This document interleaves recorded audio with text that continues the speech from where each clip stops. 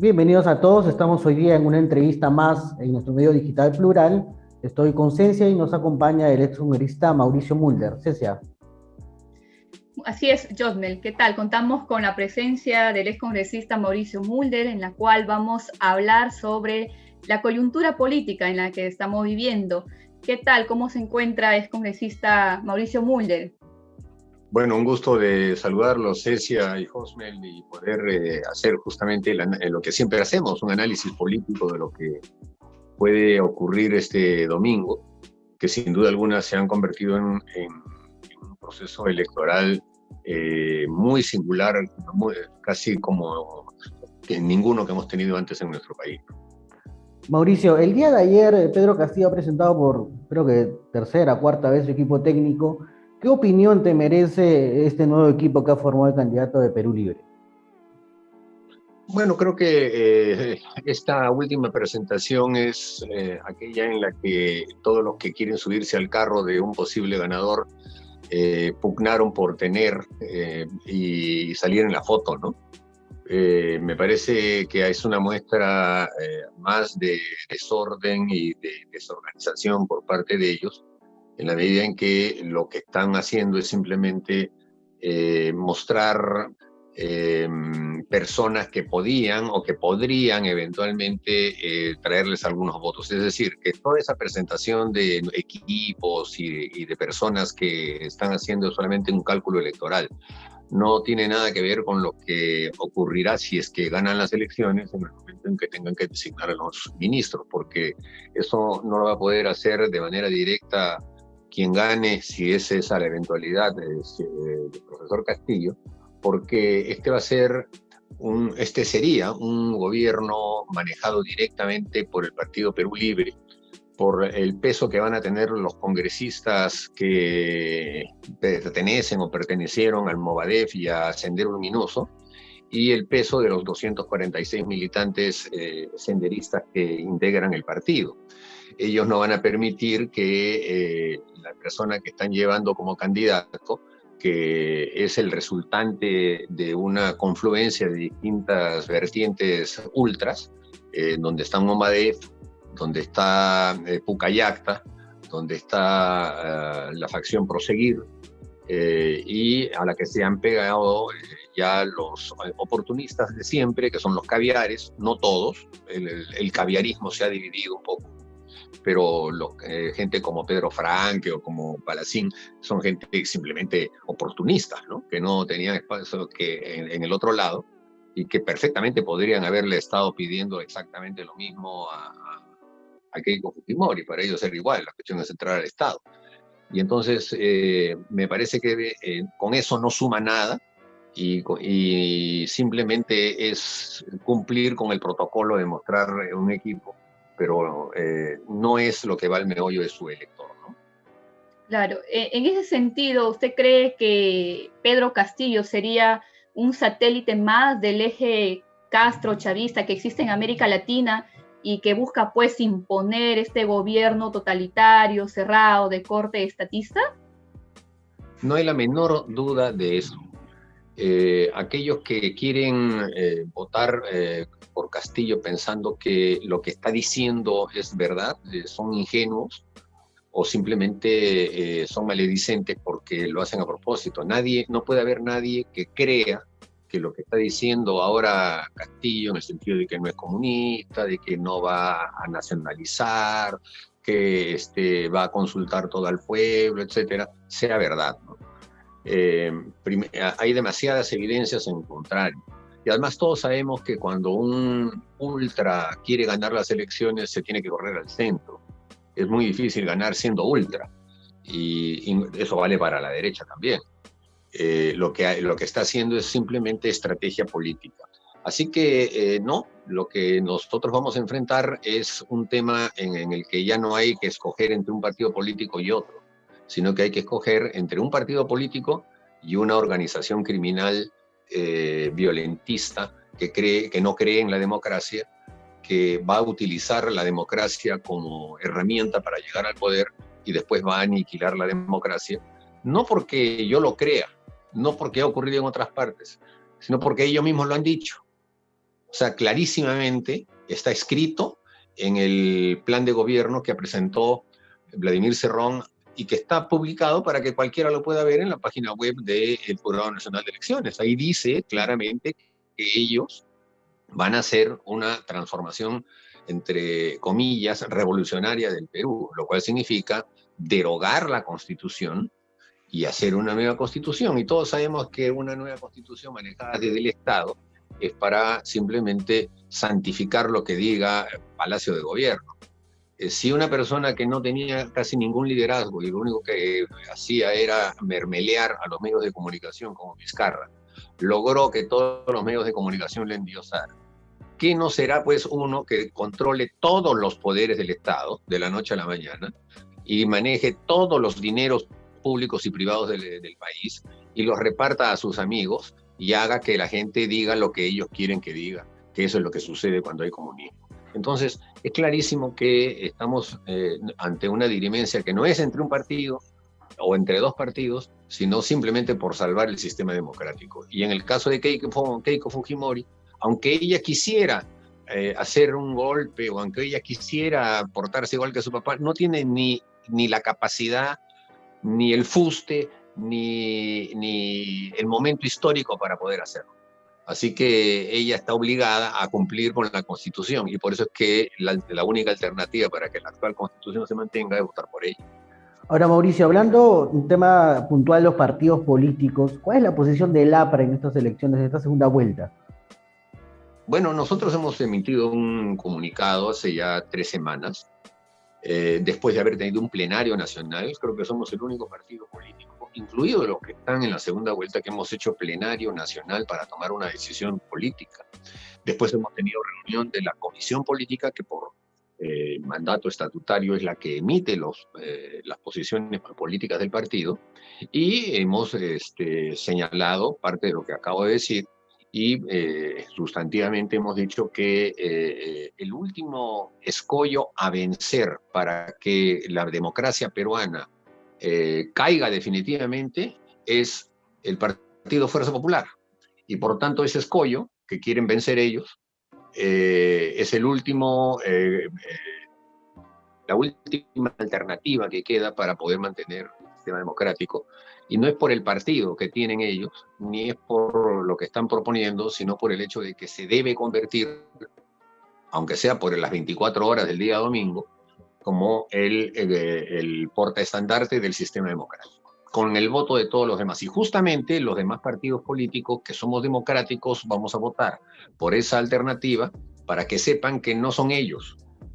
Es decir, que son todos los peruanos los que van a estar detrás. Y por lo tanto tendrán que ser un gobierno de ancha base y un gobierno democrático. Eso no ocurre ni puede ocurrir con el otro partido o la otra organización que lo único que busca es el poder.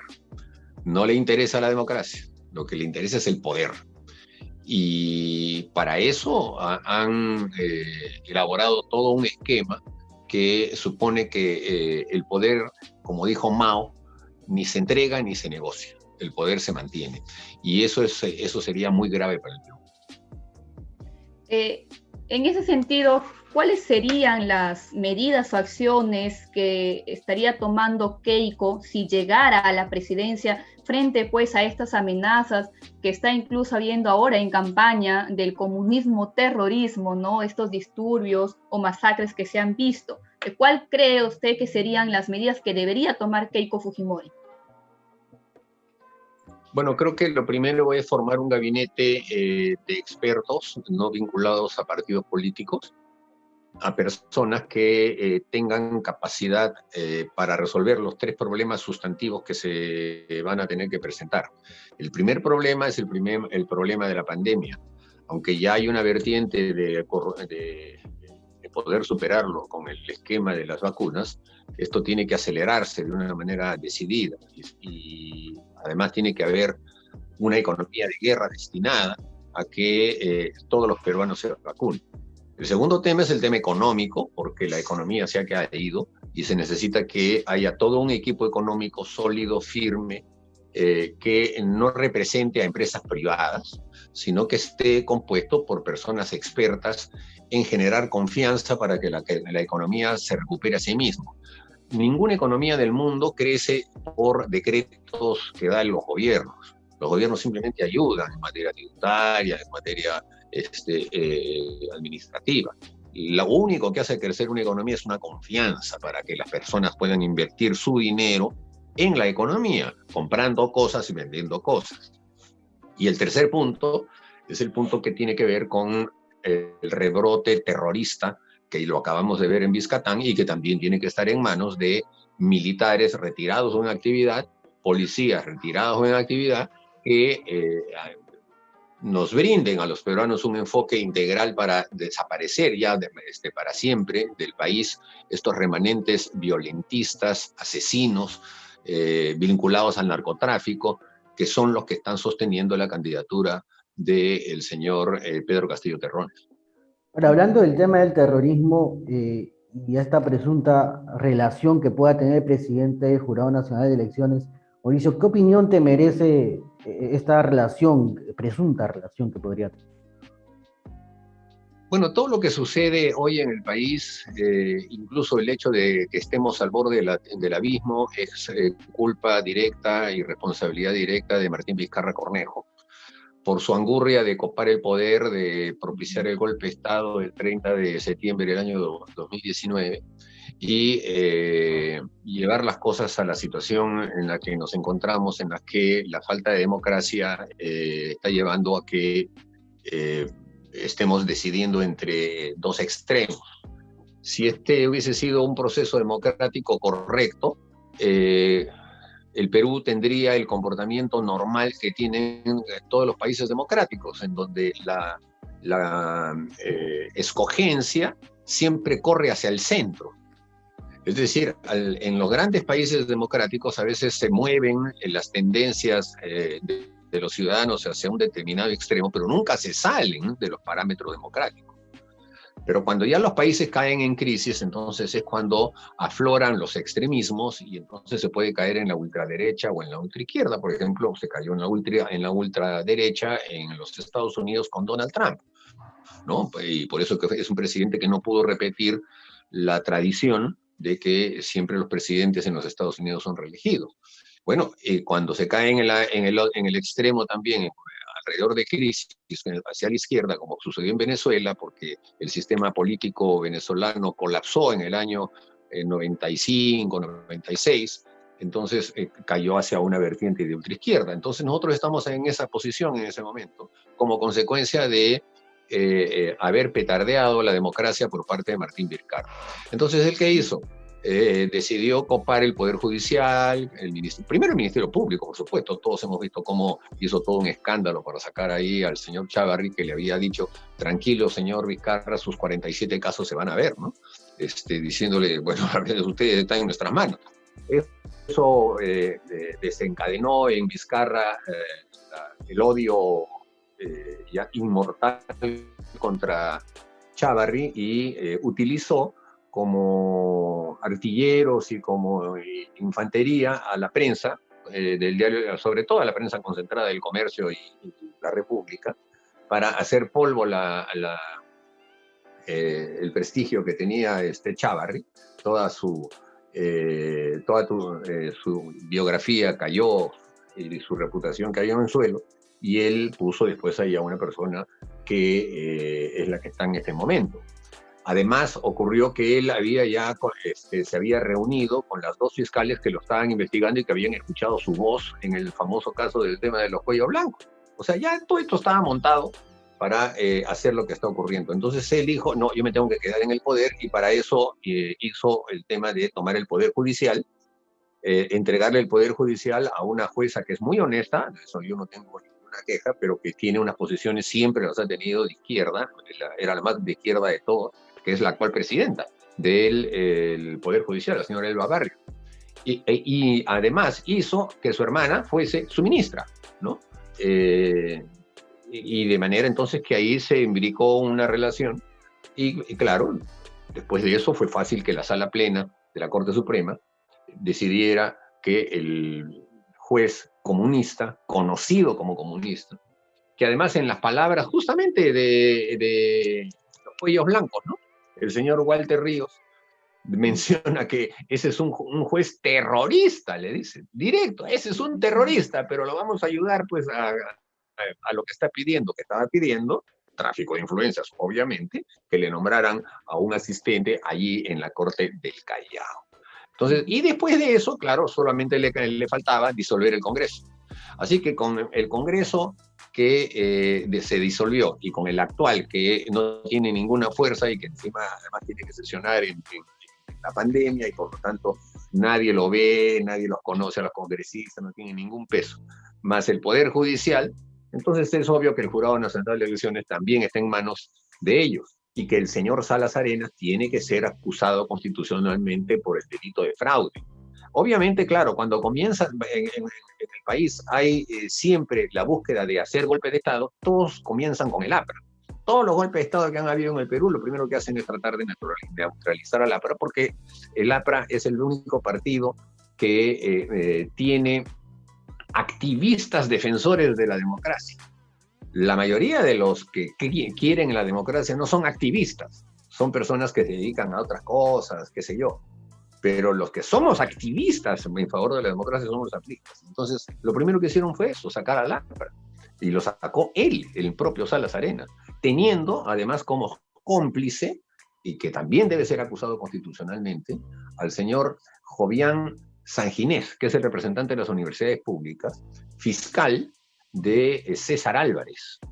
Era un fiscal que todas las denuncias que hacía la oposición contra César Álvarez caían en el despacho de este señor Sanginés y por supuesto todas las archivaba, porque era un fiscal comprado por el señor César Álvarez y por esa razón fue destituido. Y ahora regresó como miembro del Jurado Nacional de Elecciones. Es increíble, pero así es. Y esas dos personas sacaron a la... Y por supuesto, se ha dedicado a meter a partidos políticos que no habían pasado la valla y ayudar a los partidos que son vizcarristas. Y por supuesto, ayudaron a Vizcarra, que ese era el tema de fondo, para que Vizcarra pudiera ser candidato. Y ahora Vizcarra obviamente, seguramente conseguirá, tal como ocurrió cuando pidieron su prisión preventiva, que el Poder Judicial, con toda seguridad seguramente, le va a dar la posibilidad de ser nombrado congresista.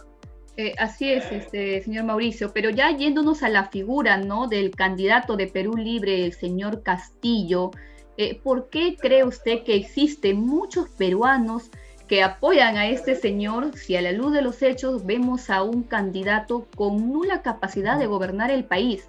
¿Será acaso porque existe el antifujimorismo, el anti-Keiko, o por la nula quizás existencia del Estado en el interior del país y en cubrir estas necesidades a lo mejor básicas, que es educación, salud, y quizás este gobierno que ha venido desarrollando el señor Martín Vizcarra y no ha podido contrarrestar con la pandemia? ¿Cuál cree que es el punto, digamos, o el meollo del asunto por los cuales los ciudadanos apoyan al señor Castillo? A ver, yo pondría todavía con cierta relatividad eso de que los ciudadanos apoyan al señor Castillo y que además es una especie de, como se dice ahora, una especie de apoyo nuevo, no lo creo. Hay que tomar en cuenta lo siguiente. Creo que en el momento en que se reconstruye la democracia después de la caída de Fujimori, entra el señor Toledo de presidente. Creo que y Toledo entra compitiendo contra Alan García. Alan García ganó en Lima y en el norte, y Toledo ganó en el sur y el resto del país. Y con eso se fue elegido presidente. Toda esa votación que votó por Toledo, en el año 2006, cuando terminó el gobierno de Toledo, votó por Ollanta Humala, no por Alan García. Alan García ganó las elecciones del 2006 porque logró que Lima, que le había sido reacia, creciera mucho más, porque el norte también lo apoyó decididamente a Alan García. Pero el voto de la Sierra Sur y de todo el resto de la Sierra se mantuvo por Ollanta Humala. O sea, y era un Ollanta Humala radical. Era un Ollanta parecido a este señor Castillo. Después, en el año 2011, cuando postula nuevamente Ollanta Humala, compite contra Keiko Fujimori. Y el país vota por Ollanta Humala. Y lo hicieron presidente a Ollanta Humala. Y el voto de Ollanta Humala era el voto del suyo. Recuerdo que los congresistas humalistas del Cusco, todos eran de Ollanta Humala. No había ni uno de minoría. De Arequipa era uno en minoría y todos eran de Ollanta Humala. De Puno todos eran de Ollanta Humala. Y, o sea, yo ¿a qué voy? Ese voto es el mismo que tiene en estos momentos el señor Castillo. Está en la misma zona. O sea, ese sector ciudadano vota así porque es el sector andino que más golpeado ha estado por todas las crisis que hemos tenido, pero sustantivamente por la gran crisis de los últimos 10 años, que no es económica, sino es la crisis de la corrupción. Y ellos han elegido, por ejemplo, en el caso del Cusco, los 3 últimos presidentes regionales, estamos hablando ya como de 15 años de gestión, los 3 han sido comunistas. Y los 3 están presos por corruptos. Y entonces la gente dice, el modelo no sirve, pero no es que el modelo no sirva, es que las personas que ellos escogieron son corruptos y no hicieron desarrollo a pesar de haber tenido el crecimiento económico y la cantidad de dinero que tenían. Entonces siguen votando contestatariamente. Les funcionan mal los gobiernos generales, el gobierno central, y les funciona mal el gobierno local, escogido por los mismos ciudadanos, pero el ciudadano piensa que lo que tiene que hacer es seguir votando en protesta esa zona, porque no se resuelven sus problemas. Y ahora, lo que ha ocurrido es que esa votación no alcanzó como alcanzó en el año 2001, 30% en la primera vuelta. Ollanta Humala, 30% en el año 2006, entró primero en la primera vuelta. En el año 2011, 35% entró Keiko Fujimori y Ollanta Humala, 32%. Ahora han entrado una que tiene 13 y el otro que tiene 20, pero eso contando los votos nulos y blancos. O sea, con los votos válidos, uno tenía 6 y el otro tenía 12%.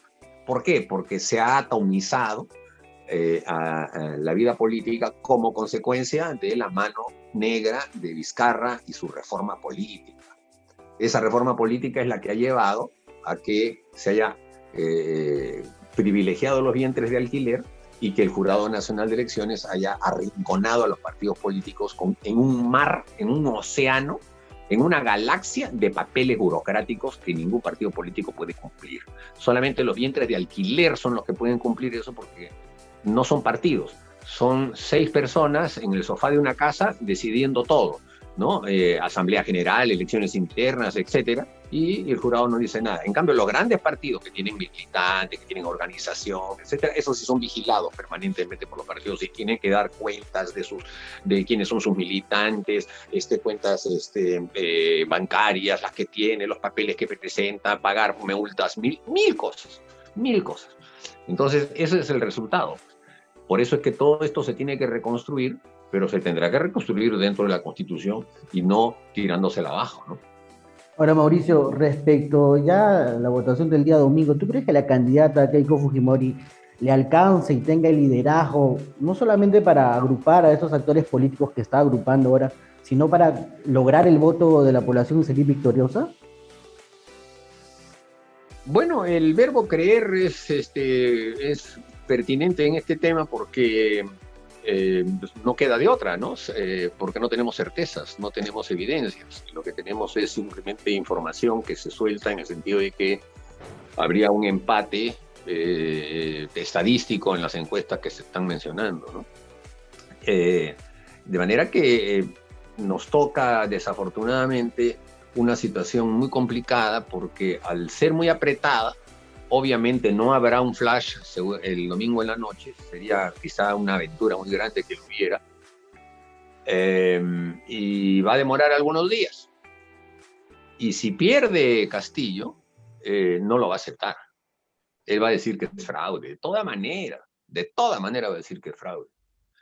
Y entonces ahí podemos entrar ya en una vertiente política violenta, ¿no? Una chilenización, una colombianización, como ya está ocurriendo, ¿no? Como ha ocurrido, y pretenden seguramente poder, como ya lo han señalado además, ¿no? Hay textos y audios, ¿no? Que si no entran ahora, bueno, ellos incendian, ¿no? Por las buenas o por las malas. Así que esperemos que no ocurra eso, ¿no? Así es, Mauricio. Ya para ir terminando con esta entrevista, le quisiera hacer una última pregunta, ¿no? ¿Cómo ve usted el futuro de los partidos políticos tradicionales y los nuevos, ¿no? ¿Cómo fortalecer el sistema de partidos frente o evitar, ¿no? Para que se filtren o salgan a la luz lo que es movimientos violentistas, como por ejemplo el Movadef?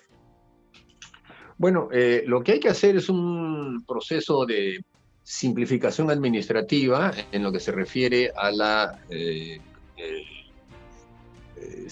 situación por la cual el Estado peruano impone a los partidos políticos una serie de requisitos incumplibles. Creo que lo primero que debe hacer el nuevo Congreso que se instale es derogar la ley de partidos políticos y hacer que los partidos políticos pasen a tener una legislación que es la legislación general de las asociaciones de ciudadanos, en las que cada uno se autogobierne y en las que obviamente tenga que haber la transparencia de que signifique quiénes son sus integrantes y cómo se maneja su economía, nada más. Eso va a permitir que los partidos políticos podamos reconstruirnos, los verdaderos partidos políticos. O sea, hablo de Acción Popular, hablo también de APP, hablo del partido aprista, obviamente, el Partido Popular Cristiano, y bueno, hay los que se están formando como partidos políticos, no los vientres de alquiler. Los vientres de alquiler ya están disueltos, ya no existen, ya están todos dispersos. Entonces, esos partidos políticos que tienen ideario, que tienen militantes, etcétera, basta que presenten su lista de 24.000 militantes y con eso ya están suficientes para poder presentarse a cualquier proceso electoral. Entonces, lo que tenemos que hacer es derogar todo el andamiaje antipolítico que ha construido el Jurado Nacional de Elecciones. Y yo haría incluso la disolución de la OMPE. Antes era todo un solo organismo, ahora pues existen enormes organismos burocráticos que entrampan todo, ¿no? Y que arrinconan a los partidos políticos. Ojalá se pueda hacer. Eso daría una facilidad y entonces los partidos serían amigables para los ciudadanos. ¿Qué ciudadano ingresa ahora a un partido si sabe que tiene que presentar declaraciones juradas, tiene que mostrar su economía, o va a estar bajo investigación, o si va para un trabajo y aparece que milita en un partido? Porque antes incluso estaba prohibido preguntar a una persona cuáles eran sus convicciones políticas. Hasta judicialmente estaba prohibido preguntar a una persona cuáles eran sus convicciones.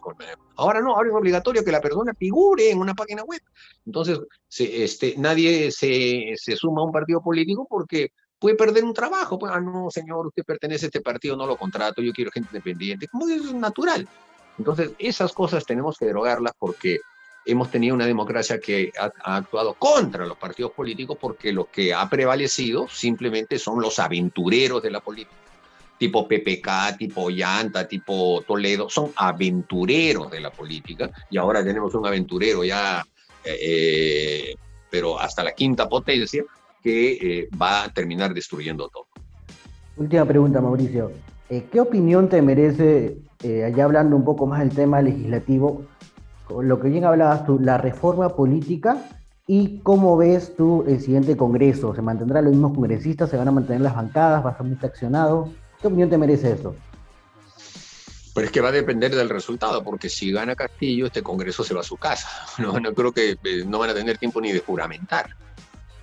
Y ellos van a nombrar un Congreso a dedo. Si gana Keiko Fujimori, bueno, ella va a estar obligada a hacer alianzas. Creo que hay espacio para que las pueda hacer, porque el partido más grande va a ser el partido de, Castillo Terrones, que tiene 37, me parece, congresistas. que va a ser seguramente un gran escollo, pero no creo que los demás partidos ahí presentes, quizá los morados, que son oportunistas, pues esos quieran subirse al carro, ¿no?